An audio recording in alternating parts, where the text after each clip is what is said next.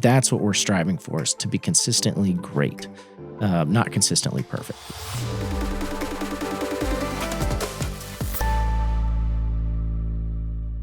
Welcome to the Menlo Experience. I'm your host, Brad Sant, here with Kyle Bach. And I must say, you're looking dapper these days. Ooh, well, thank with you. That Please tell me more. New beard you've got going on. The new beard. You like it? What's going on with that?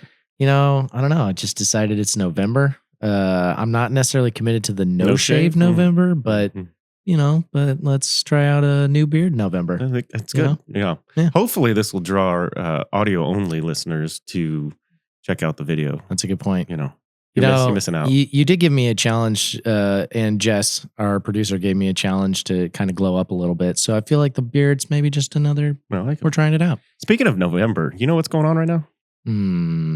Tell me what's going on right now in November. Mariah Carey hit the airwaves again. Oh, did you see what happened though? No, what? Mariah Carey got dethroned for a minute as the number one song on Spotify for Christmas, just for a hot moment. She back though. Do you know who she got dethroned by? Jason Kelce and Stevie Nicks. Jason Kelce's got a song? The Eagles every year come out with a holiday album for the last 3 years. Yes. And he and Stevie Nicks released the album hasn't come out yet for this year. It's like 3 days away. But Jason and Stevie came out, like they pre-released, 3 or 4 of the songs out of the album. And his song bumped down Mariah Carey, the Mariah Carey. So I'm sorry that the love of your life got demoted down to number 2 here, but I don't know what I'm going to do with myself. I know. There's still time. There's a long season left. I'm just wondering whether Spotify is going to identify that you now have a second favorite Christmas song, and you're going to have Jason Kelce and Stevie Nicks, at the top of your list. I don't know. Well, it's kind of wild. It's not even Thanksgiving yet. We're already blaring the airwaves with. Do you have the Christmas tree up in the house already? Yeah. Yeah. So do we. Man, I don't know that I love that, but we do. Yeah. So kids like it. It's good. I was telling you the other day, Christmas lights are up on my house too. Yep. So those are up and ready to roll as well. So, it's that time of year. All right, but we're rolling into Thanksgiving next week. We're recording this the week before. And it made me think, what are you grateful for? What are you thankful for? Man, that's a good question. I think, honestly, grateful for my family. Grateful for just the stage of life we're in right now is just really fun. 4 kids. We're in the thick of it.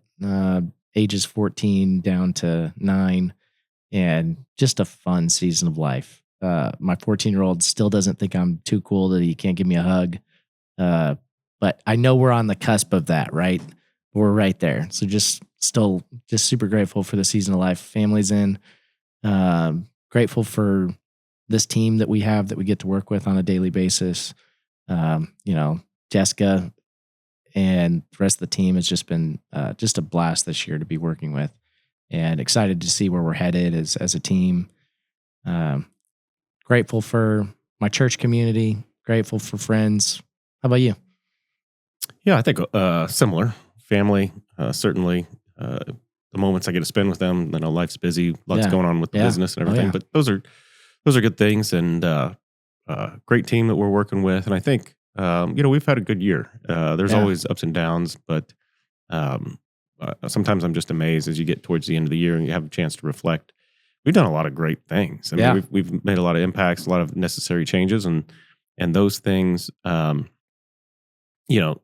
at least the way I look at them, on a kind of long horizon, have built a lot of momentum going for the business. And so thankful for all the work and challenges that we've gone through. And I guess I would say specific to the team, I was reflecting on this the other day, but thankful for those who step up when there's a void, right? And so sometimes maybe a person takes another role and there's you're down a person on the team or whatever. And we've got some just great people that will step up and fill those shoes and do it without, thinking about it. And so that's pretty great when people can stand up and do that. So. Yeah, the people that step in to fill a gap or, fill the void like that it's not something that everyone does. Why do you think that is? I agree. I think there's just an extra level of appreciation when somebody not only identifies a need, but he raises their hand to be the solution for the need.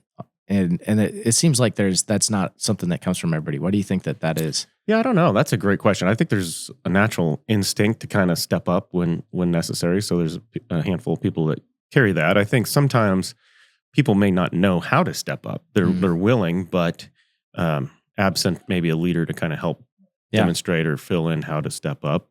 They're certainly willing and able to do that. And then I think sometimes there's just the reality that people are at capacity. They've got other things going on in their life, or they have other demands at work, and just at capacity and don't feel like they can do it. So I think there's kind of a depends on the circumstance, I guess, situation of the people who they are, but also what's their current circumstance and what they have going on. So yeah, for sure. yeah. It's interesting though. It kind of shows who's committed, when people step up and go the extra mile and stuff and do it without being asked, and I think that stands out a lot. So I have that conversation a lot of times with, call them new recruits or young professionals looking to grow careers or starting out in a job. Yeah. And, it's go the extra mile is what I was told growing up. Right. Yep. But go the extra mile without being asked. And that stands out, I think, more than skill sets sometimes, more than maybe how boisterous you are about all the great things that you're doing or whatever. I mean, I think that kind of quiet stepping up, at least for me, I noticed that. I think, I guess I would just reiterate, I should say, that I notice. I mean, I notice that all the time. I think you probably are similar. And so it doesn't go unnoticed. And those are things that we talk about behind closed doors as we're looking at people that are really stepping up. Yeah. I mean, the people that are the problem solvers, I mean, those are the ones you never want to lose, right? I mean, and those are the ones that more opportunity comes their way. And, and it does bring up, I mean, I think you're right, depending on what someone has going on in their life, a lot of times that affects whether they, can see the opportunities to step into, or whether they are willing to step into some of those opportunities. And you're, I think you're spot on with leadership too. Sometimes we aren't doing a good job of, helping encourage people to, hey, if there's an opportunity, step into the void, step in and fill it, as opposed to, wait for someone else to fill it, or wait until it becomes officially a part of your job description or something like that. Right. And I think that, us doing a better job of making sure that we speak up when we do notice it. Right. I think that's something I can be guilty of. Sometimes I can, notice those things, but not necessarily always speak up, and champion it. I love, we have a couple of processes in place when we get positive feedback from customers from our surveys and things like that, where we build up our team that got the feedback, and champion them. But I think looking for more opportunities to praise and to acknowledge when people step into those, into filling the hole like that. I mean, I think that something I want to get better at, for me personally, at least, as well. Yeah, I think by and large our teams do that. I feel pretty proud of our group and stepping up and doing that. I think as I'm listening to you kind of talk about that, it drives the importance for the true team culture. I think if you're approaching things on a team basis and not an individual basis, you have a lot higher success of people that will step up and fill those voids. If you've got a culture that kind of everybody for themselves and just kind of interested in their own activities, I think that becomes very hard to kind of have those people. But, again, I think we do a pretty good job overall with our teams, or they do a good job. And it's really on them stepping up, and they do it. So, all right. So little different take here, and don't want to politicize this, but let's talk business. Yeah. So, I think it's always interesting as time goes on throughout an election season. Sure. That builds a lot of uncertainty in business, and people don't like uncertainty. I know it's certainly hard for me, and having some things you can rely on and have predictable are really kind of fundamental to being able to really operate a business. So I'm just curious of your thoughts after coming out of the season and looking at our business. We've got a little bit of stuff still in flux with all the appointments and everything else, but you've got a little bit of a window of what's coming for the next 4 years. So what do you think that means for business, our business, and maybe globally, business outside of that?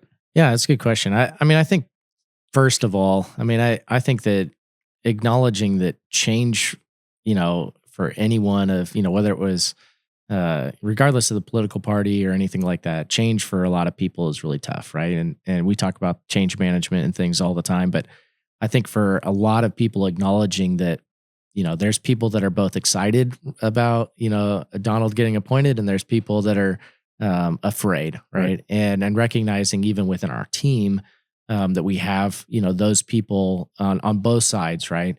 That feel different ways about that. For me, at least, when politics get involved in business and global economics and everything, and you start looking at the full macro picture of that, I just see I see opportunities, where some people, I think, so for me, it regardless of which direction we're even going to go, it's just different challenges and opportunities at different paths forward. And I think that's part of us just planning contingency wise for the future of the business is always looking at, okay, if Kamala had won, if Donald had won, and we plan for the future. But I think that as we look at the economy, I mean, I think you see that there's optimism more from a business standpoint around the corner. And then I think there's people, depending on who you're listening to, that you'll see pessimism, right? Sure. I think for me, at least personally, I feel optimistic about where we're headed.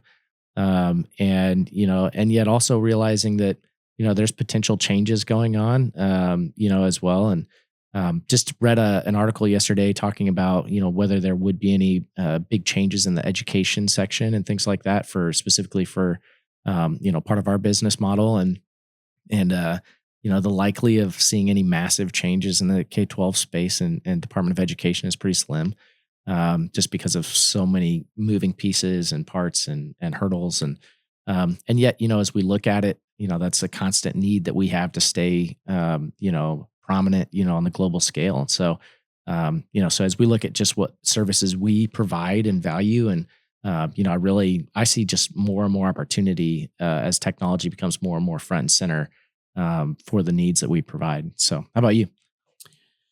Yeah, maybe I'll start. I was watching something last week, and I'm not, for all the statisticians out there, forgive me because I'm going to paraphrase the data, but it was kind of this analysis for like the last 25, 30 years of presidential candidates, and all this talk about income tax and all this sort of stuff.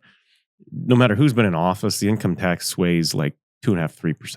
Yeah, that's the band in the entire duration of that time period.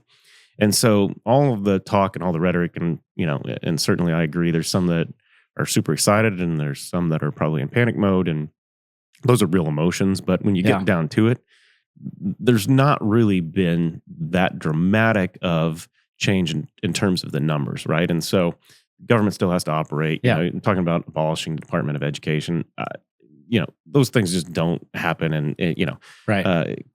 Great to get people maybe motivated behind your ideas, but I don't.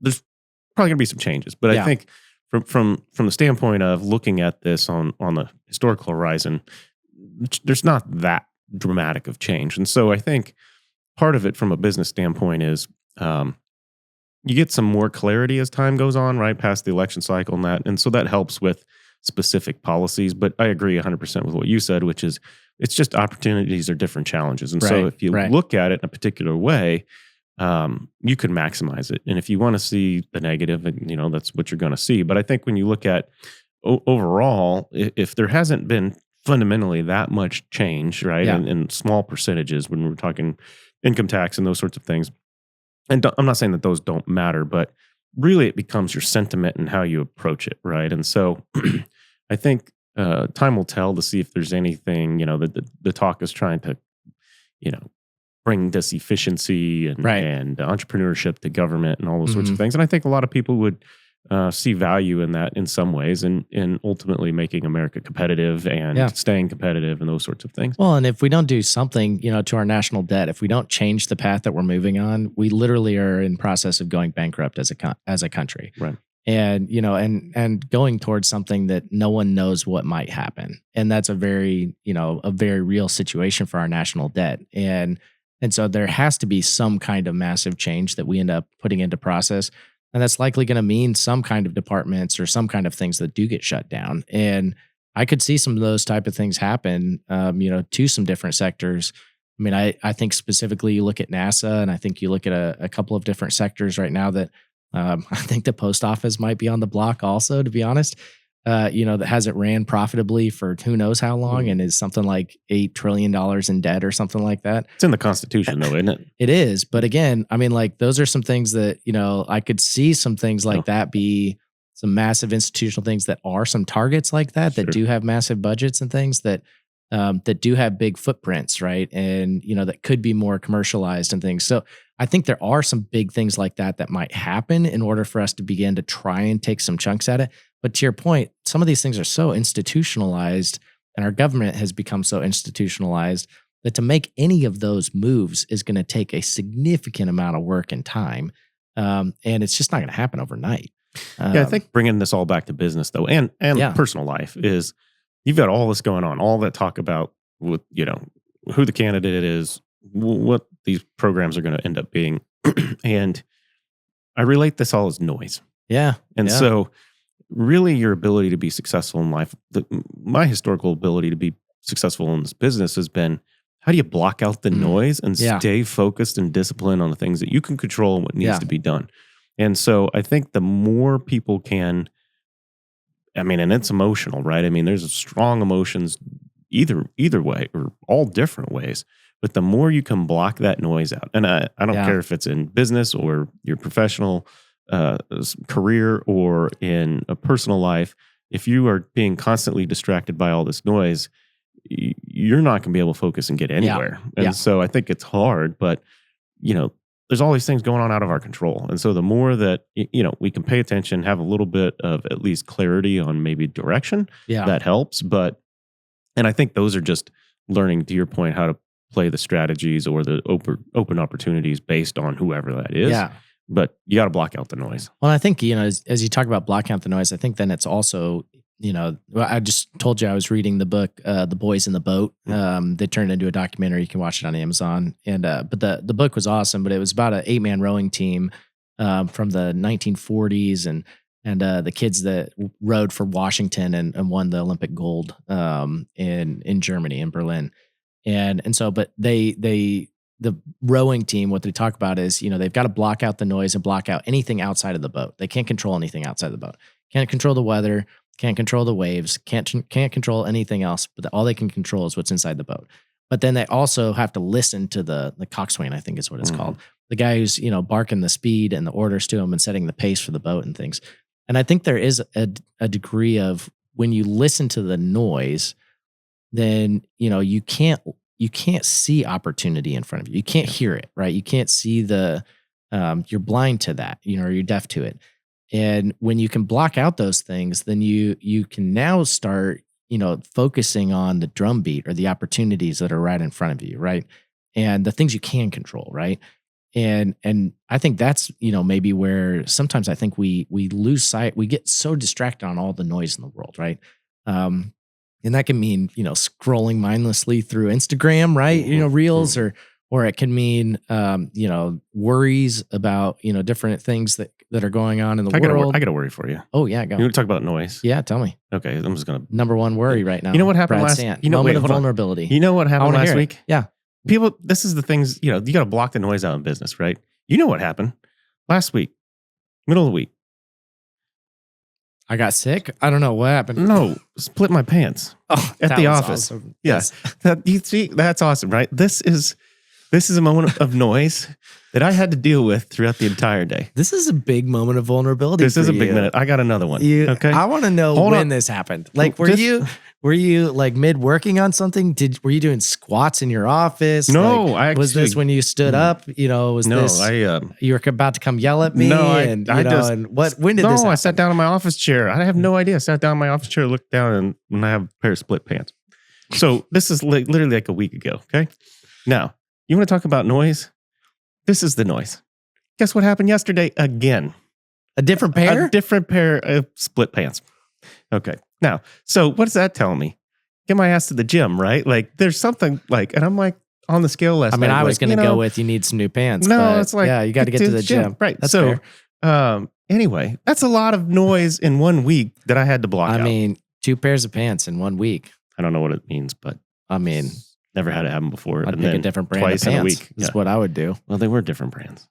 Well, then that's, I digress. that's a lot of noise. Yes, you got to block the noise out. You were saying. Go ahead. Yeah. So you got to block that out. Yeah, I did. I mean, nobody knew. Nobody knew. I you knew because somebody told you that it happened. I'm like, why are everybody telling sources? Yeah, people saying my pants are ripped running around. It's not fair. I mean, to be fair, I kept it between us until just now. And now, That's fine. I'm okay airing my laundry. That's right. Yep. Ooh, good one. Yeah.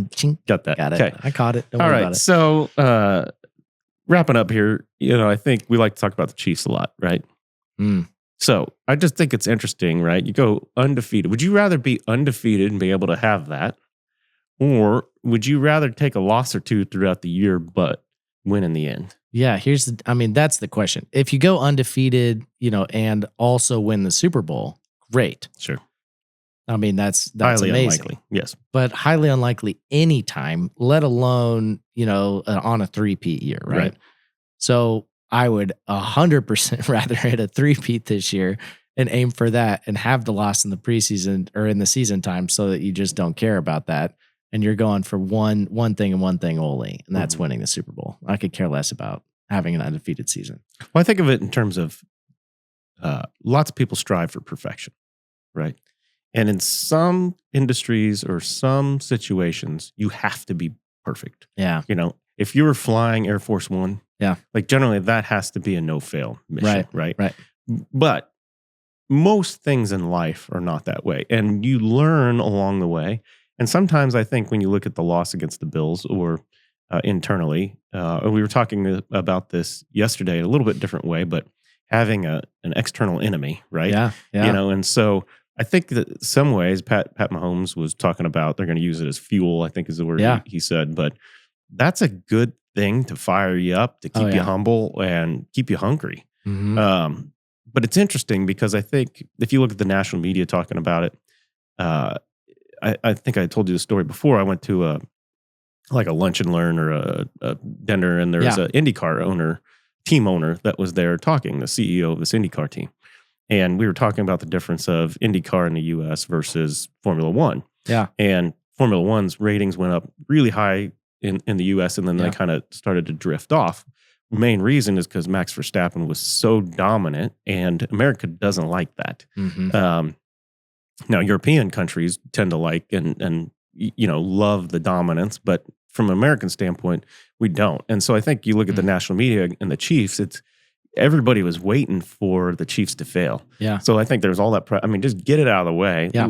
Let the air out of all of those conversations, and then just get back to business. I think there's a lot of parallels with what we do, and not trying to be perfect. We're not trying to be hitting it right every time. And I think we get a lot of criticism from maybe some of our customers that are technical and can see where we missed fixing the problem and stuff. Yep. And if we mess up once, then we really go down in their eyes. But what we're not trying to do is be perfect. We're trying to do to be a really high performance team, high level of efficacy. That's the Chiefs that are winning every AFC championship for the last however many years, coming back to back for a 3-peat. So I just think there's a lot of parallels. Yeah, consistently great doesn't mean consistently perfect. Right. And, and I think that's a, big difference, even though it's, semantics, right? But consistently great is a dynasty, right? Consistently great is, so many of the businesses and companies we work with on a regular basis are consistently great. I don't think any of the school districts that we work with would say they're consistently perfect. Right. But oftentimes that's maybe the perceived expectation is that we should consistently be perfect. Right. And, and sometimes I think that's coming from our customers. Sometimes I think that's actually just our high standards that we set on ourselves. And I think that's regardless of which, where it's coming from. I think for us, making sure that our messaging, to our entire team is that, we're striving for perfection so that we can land in great. Right. Yep. And so consistently great is what we're going for. And that's what builds dynasties. And that's really why I think the Chiefs are set up. We're not set up in a position where next year we're set to fail again, right? Like we're set up where this can be a long-term dynasty, and because we want to be consistently great. And I think we have the leadership in place as a team to do that, both in our company as well as the Chiefs, right? And I think we, that's what we're striving for, is to be consistently great, not consistently perfect. Yeah, I agree with that. I think it's interesting. Perspective changes over time, though, right? If you're a fan of the Chiefs, or if you're one of our customers, that we have just been consistently great and it just works a lot of times and you just win a lot of times, when you don't, you kind of forget what it was like before, when I couldn't give away any season tickets. Quote, right? like, familiarity breeds resentment a lot of times too, right? Right. And, and yeah, you're right. I mean, over time, like, the value of those things seem to be, they diminish. Right. And, so, yeah, it's an interesting dynamic that shifts over time. Well, and I bring this back to leadership to close us out, but it's incumbent upon us to keep the push up, right? Yeah. To keep those high standards, but also to have a good sense of reality and what it takes to get that done. It's okay if we lose, but we're gonna keep the bar high. To your point, those high expectations, and be pushing all of our teams to keep getting better. And really, there's no end date on that. There's no expiration. Yeah. So we just keep pushing. But great conversation today. Love it. I need to go buy some new pants, but for now, this has been the Menlo Experience. We'll see you later. See ya.